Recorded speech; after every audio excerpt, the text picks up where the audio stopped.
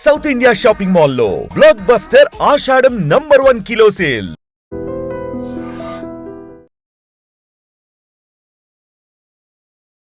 నమస్కారం, welcome to I dream. ధర్మ మార్గం విత్ విజిత కార్యక్రమానికి స్వాగతం.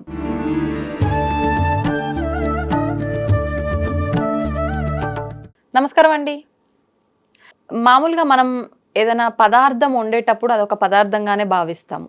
ఆ పదార్థాన్ని భగవంతుడికి నివేదన చేసే సమయం వచ్చేసరికి నైవేద్యంగా భావిస్తాము. కానీ అది నివేదన అయిపోయిన మరుక్షణం ప్రసాదం అని చెప్పి భావిస్తూ ఉంటాము. భావన కాదు, అది వాస్తవము. ఆ ప్రసాదాన్ని మనం కళ్ళకద్దుకొని చాలా పవిత్రంగా తీసుకుంటూ ఉంటాం. ఈ నైవేద్యము, ఈ పదార్థము కాస్త ప్రసాదంగా మారే ఆ తత్వం గురించి వివరించండి. ఓం శ్రీ గురుభ్యో నమః. మనకి దానము, ప్రసాదము, దాంట్లో తేడా ఏంటి? ప్రాణే అక్షరం, దానం, ప్రసాదం. దా అనేది ఉంటుంది. మనకి శుద్ధి, విశుద్ధి, వి అనేది డిఫరెన్స్ ఉంటుంది. శాంతి, ప్రశాంతి, ప్రా అనేది యాడ్ అవుతుంది. ఇది విశేషమైన శుద్ధి కలిగినది, విశేషమైనది అనే దానికి ప్రా అనే అక్షరం, వి అనే అక్షరం వాడతాం. అన్నదానం, అన్న ప్రసాదం. అవును, అన్న ప్రసాదం అంటే అందరూ పోయి తింటారు. అన్నదానం అంటే పేదలకు చేసేది, పేదవాళ్ళకి పెట్టేది అన్నదానం. టెంపుల్లో పెట్టేది అన్న ప్రసాదం. అంటే ఈ పదాలు తెలియక అన్నదానం అని బోర్డులు పెడతారు అన్నమాట. సో ఇక్కడ ఏంటి అంటే మన దేవుడికి మనం చూపించంగానే అది ఎట్లా అవుతుంది అంటే, మనం దేవుడితో మమేకమైనప్పుడు దేవుడితో అనేది అది ఒక ప్రాణశక్తికి సంబంధించింది. ఆ ప్రాణశక్తి అనేది అక్కడ ఉద్భవం అనేది జరుగుతుంది అనమాట. ఆ ప్రాణశక్తి ఎప్పుడైతే మనం నివేదన ఇస్తామో ఆ ప్రాణశక్తి ఖచ్చితంగా దాంట్లో మిళితమవుతుంది. దీనికి నైవేద్యం అనేది ఎప్పుడైతే ప్రాణశక్తితో కలుస్తుందో ఆటోమేటిక్గా అది ప్రసాదం కింద మారుతుంది. దీనికి ఎలా అంటే, మనం గాయత్రి మంత్రంతో నివేదన చేస్తాం. గాయత్రి అనేది సూర్యశక్తిని ఆవాహనం చేసే మంత్రం. ఎప్పుడైతే ఆ సూర్యశక్తిలో పాజిటివ్ ఎనర్జీ అనేది ఉంటుంది, ఆ పాజిటివ్ ఎనర్జీ బాగా నింపబడి నివేదన చేసినప్పుడు ఆటోమేటిక్గా ఆ శక్తి అనేది దాంట్లో వస్తుంది. అలాగే మనకి ప్రసాదం మీద చాలామంది నివేదన చేస్తే భగవంతుడు తిండా అనేది చాలా రీసెర్చ్లు జరిగింది.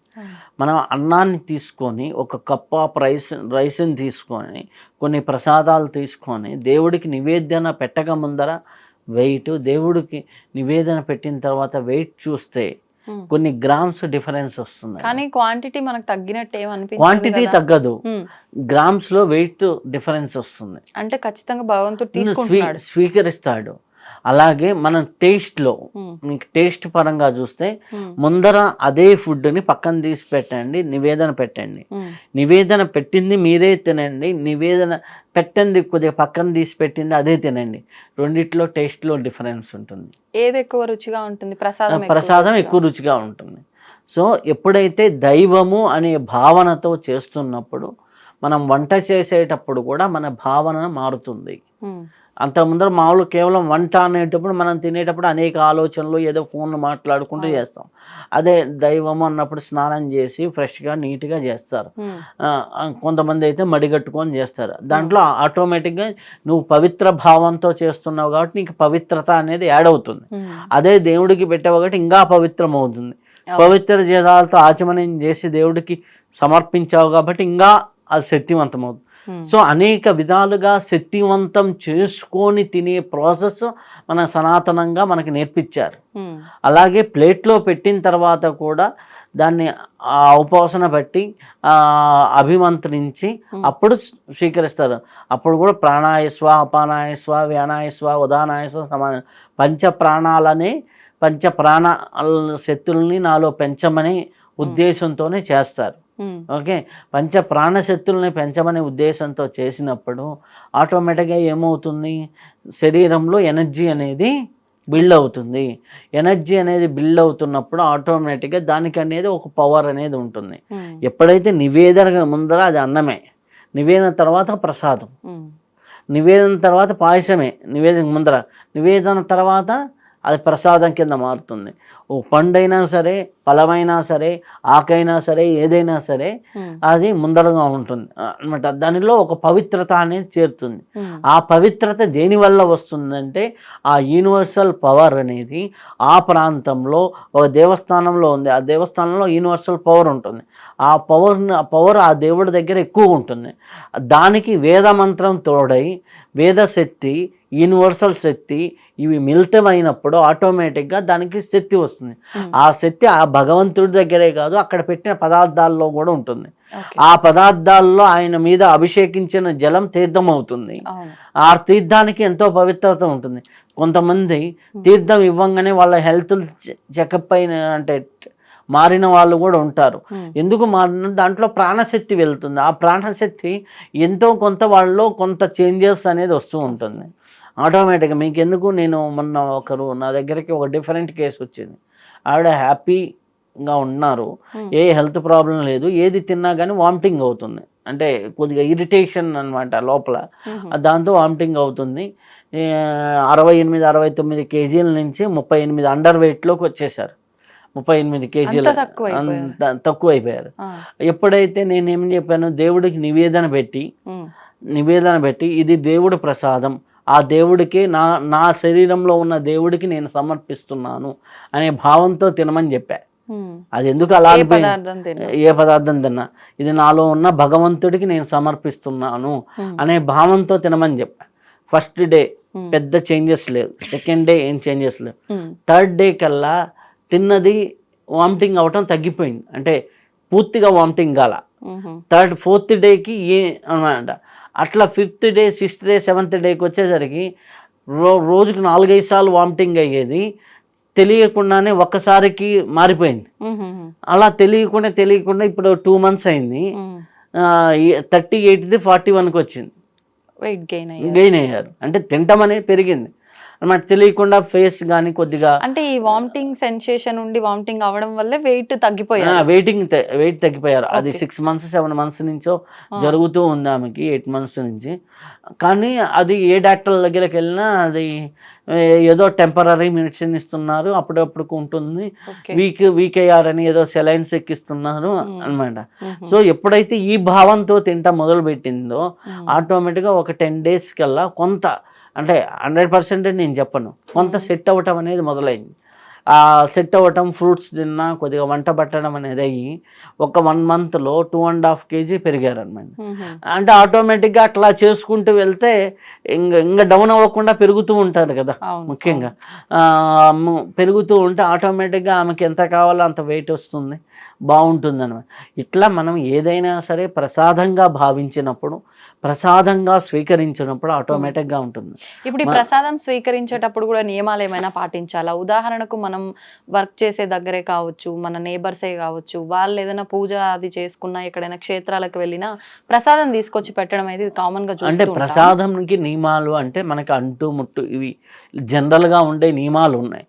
దాంట్లో లేడీస్కి ఉండేటటువంటి ఇబ్బందుల వల్ల వాళ్ళు ఆ టైంలో తీసుకోకుండా ఉంటే మంచిది. అదనమాట, వద్దులేండి అని చెప్పేసి సింపుల్గా అయిపోతుంది. సో అలా అనమాట. తిరుపతి ప్రసాదం ఇంట్లో జనరల్గా ఆఫీసులో ఇచ్చినప్పుడు వద్దులేండి అంటే అయిపోయాయి, సింపుల్గా. అది అంటే మనం కమ్యూనికేషన్ చేసే విధానాన్ని బట్టి ఉంటుంది. ఇప్పుడు ఒకవేళ నాన్ వెజ్ ఫుడ్ తిన్న సందర్భంలో ఎవరైనా ప్రసాదం ఇస్తే తీసుకోవచ్చా, తీసుకోకూడదా? జనరల్గా తినకూడదు, కాబట్టి తీసి పెట్టుకొని. కానీ ప్రసాదం ఇచ్చినప్పుడు వద్దు అని అనకూడదు అని కూడా అంటారు కదా, మరి వద్దు అనకూడదు అంటే నువ్వు అంతే శుచిగా ఉండాలి కదా, వాళ్ళు నిన్ను శుచిగా భావించిస్తున్నారు, నువ్వు లోపల శుచిగా లేవని వాళ్ళకేం తెలుసు? ఓకే, అంతే కదా. సో కాబట్టి ప్రసాదం అనేది ఇప్పుడు మామూలుగా అందరూ ఉదయం పూటే ఇస్తారు 90%. కాబట్టి ఉదయాన్నే మార్నింగ్ టిఫిన్లో నాన్ వెజ్లు తినేవాళ్ళు ఎవరు ఉండరు. కాబట్టి అలా నాన్ వెజ్ అనేది మనుషులు తినే ఆహారమే కాదు.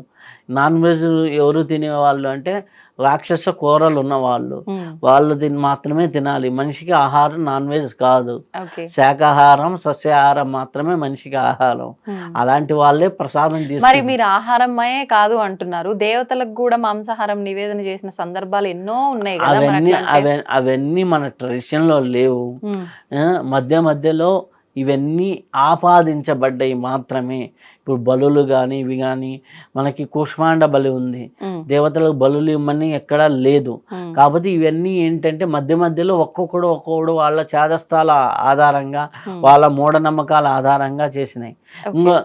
ఇంకొకటి అనమాట, ఇప్పుడు చాలా డిబేట్లో కూడా చేస్తారు ఏంటంటే దేవుడి దగ్గర ఒక ఏదన్నా చిన్నది జరిగింది అనుకోండి, అబ్బా ఇన్ని చనిపోతున్నాయంట, వాళ్ళు వీధి పక్కన ఉన్న మటన్ షాపులో ఎన్ని నరుకుతున్నారు రోజు అంటే లెక్కలేవు. అర్థమైందా? ఇవన్నీ కూడా ఆలోచిస్తే చాలా క్రూషియల్ పాయింట్స్ అనమాట. కాకపోతే ఏంటి అంటే ఒకటి, పూర్వకాలంలో చేసేదాన్ని చాలా శాస్త్రబద్ధంగా చేసేవాళ్ళు. దాన్ని ఏం చేశారంటే రాను ఆ శాస్త్రబద్ధత లేకుండా కొంతమంది విద్యావంతులు అంటే ఆచార వ్యవహారాలపైన గ్రిప్పు లేని వాళ్ళ వల్ల కొన్ని జరుగుతున్నాయి. కానీ జనరల్గా అయితే అదేమీ లేదు. అమ్మవారికి ఎక్కడా కూడా ఇవ్వరు. వాళ్ళకేంది గుమ్మడికాయ బలి, కుష్మాండం అంటారు, నిమ్మకాయలు, ఇటువంటివి మాత్రమే. ఆ శక్తి, అది కూడా ఆ శక్తి ఎక్కువ అవుతుంది కాబట్టి దాన్ని బ్యాలెన్స్ చేయడానికి అవి అడ్డం పెడతారు. అలాగే ప్రతిష్టలప్పుడే శక్తి ఎక్కువ వస్తుంది, అప్పుడు కేవలం ఆవును అడ్డంగా నిలబెడతారు. అర్థమైందా? సో ఇట్లాంటివన్నీ మనకేంటంటే ఉన్నాయి. కాకపోతే వీటినన్నిటినీ ఏంటంటే ఆచార వ్యవహారాలు ఎక్కడో తగులుకున్నాయి. ఆ తగిలిచ్చిన వాడిది తెలియాలి. కానీ ఇప్పుడు ఉంటుంది మనకి కొన్ని చోట్ల ఆచారం ఎట్లా ఉంటుంది అంటే, ఒక పూజారి చేసిన తప్పు ఒక ఊర్లో అంటే మామూలుగా మన శాస్త్రబద్ధంగా మనం చూసుకుంటే లగ్నంచ పాదగట్టంచ కంకణం పుస్తమే అంటే మామూలు పెళ్ళిలో జీలకా బెల్లం పెట్టిన తర్వాత కాళ్ళొక్కి కంకణం కట్టాలి అంటే ఈ ప్రాసెస్ అన్నమాట. అవన్నీ ఉంటాయి. కాకపోతే ఫస్ట్ మన శాస్త్రం శ్లోకబద్ధంగా చెప్పింది లగ్నం, జీలకా బెల్లం, కంకణం, ఆ తర్వాత వస్తుంది. ఎవడో రివర్స్ చేశాడు. ఇప్పుడు మనం పోయి ఇప్పుడు జీలకా బెల్లం పెట్టించి కంకణం కట్టితే మీకు తెలియదండి అని ఊర్లో అడిగే పరిస్థితి వచ్చేసింది. అంటే రివర్స్ అయిపోయింది. సో అది అలవాటులో వచ్చినటువంటి కొన్ని తేడాలు. కానీ ఫస్ట్ జీలకా బెల్లం పెట్టకుండా చేయి పట్టుకోవడం అర్హత లేదు అనేది శాస్త్రం చెప్పింది. అదేనా? ఇట్లా కొన్ని తేడాలు ఊరికి ప్రాంత ఆచారాలు ఇవన్నీ మారిపోతూ ఉంటాయి. ఎవరో అక్కడ ఉన్న పూజారులో పూర్వీకులు ఎవరో ఒకరు అది వాళ్ళకున్న అజ్ఞానము దానివల్ల చేసిన తప్పులు అవి ఆచారం కింద మారిపోతాయి. సో దాన్ని సరిచేసే వాళ్ళు కావాలి, దాన్ని సరిదిద్దే వాళ్ళు కావాలి. కాకపోతే ఏంటంటే ఇప్పుడు మన టాపిక్ ఏంది?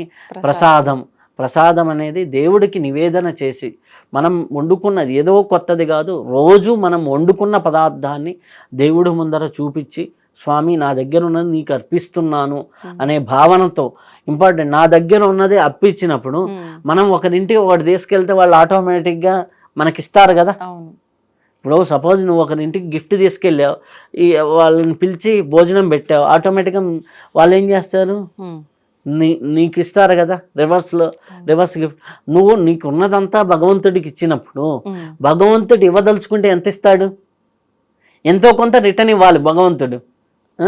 ఆ భగవంతుడికి నువ్వు సమర్పణ చేసినప్పుడు, భగవంతుడు నీకు ఎంతో కొంత సమర్పించినప్పుడు అది భగవంతుడిని లెవెల్లో ఇస్తాడు. ఇప్పుడు నువ్వు ఒక కోటీశ్వరుడి ఇంటికి వెళ్ళి ఒక చిన్న గిఫ్ట్ ఇచ్చావు, 100 కోట్లు ఉన్న ఇంటికి నువ్వు వెళ్ళేసి ఏదో ఫ్రెండ్లీగా ఏదో ఫంక్షన్ ఉంటే ఒక గిఫ్ట్ ఇచ్చావు, వాళ్ళు నీ ఇంటికి వచ్చి గిఫ్ట్ ఇచ్చారు. ఏ స్థాయిలో తెస్తారు? వాళ్ళు వాళ్ళ స్థాయిలో తెస్తారు. అప్పుడు నీకేమవుతుంది? అది చాలా పెద్ద గిఫ్ట్ అవుతుంది. భౌతికంగా ఉన్న రిలేషన్లోనే ఇంత అయితే భగవంతుడికి నువ్వు ఇచ్చినప్పుడు భగవంతుడు నీకు ఇవ్వదలుచుకుంటే ఎంత ఇస్తాడు? మనం లెక్క పెట్టలేము. ఇంకా అది ఆరోగ్యం కావచ్చు, ఆనందం కావచ్చు, సంతృప్తి కావచ్చు, సంబంధ బాంధవ్యాలు కావచ్చు, ఏదైనా కావచ్చు. కాబట్టి నీకున్నది నివేదన చెయ్యి, భగవంతుడు ఇస్తాడు. మన కనకదార స్తోత్రం పుట్టినప్పుడు చూడండి, ఆమె ఉసిరికాయని ఇచ్చింది. ఆ తల్లి ఏమిచ్చింది? బంగారు ఉసిరికాయలని వర్షంగా ఇచ్చింది. కనకదార అదే కదా. కాబట్టి నువ్వు నీకున్నదాన్ని ప్రసాదంగా ఇవ్వు, అంటే సమర్పణ భావంతో ఇవ్వు. నీకు భగవంతుడు 100% 100 రెట్లు సమర్పణ భావంతో ఇస్తాడు. ధన్యవాదాలండి. తవ్వుతూనే శివలింగం సరే దాన్ని అట్లా కప్పేసేయండి, చూపించదండి. Krishna is there. మూర్తి పూజ కాదు, సాక్షాత్ బ్రజేంద్ర నందన భగవాన్ ఉన్నారు మూర్తులు. ఏమీ ఆశించకుండా ఆరాధించే వాళ్ళు కూడా ఉన్నారా ప్రభుజీ? నిజమైన భక్తి అంటే మనకు తెలియదు కాబట్టి